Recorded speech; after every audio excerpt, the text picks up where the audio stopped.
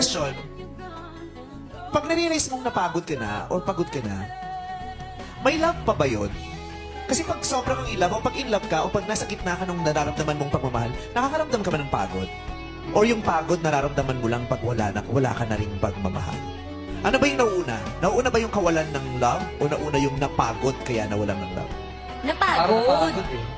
Napagod. Kasi ng drive to love eh. Kasi di ba nakakapagod naman talaga magmahal kapag hindi nire-reciprocate yung pagmamahal na binibigay mo. Pero kung love mo yung tao, hindi ka napapagod, di ba? Yeah, ako nandun din ako. Kung love mo yung tao, hindi ka napapagod. Kaya ka napagod kasi nawala yung love. Yeah, kasi hindi di ba, ka mapapagod. pag in love ka nga, yung love mo nga ang nakakawala ng pagod, di ba? Pag nakita mo yung tao, yung wala ko na, walang pagod ko pag nakikita ko siya. O di ba, yun nga yung, kasi pag in love ka, para kang bulag, na bingi, na wala kang nararamdaman, para kang manhid, di ba? Di ba sabi ng love is blind? Hindi lang siya blinding eh, numbing pa siya eh, di ba? Nakakamanhid siya. Doon tayo sa, nawala mo na yung love, kaya siya napagod. Oo. Sa grupo nyo. Sa grupo namin, napagod kaya nawala yung love. Okay, sa ating mga netizens, so ano, Team Vice Bong po ba? Vice Jong kayo o Kim Bong? Kim Bong po.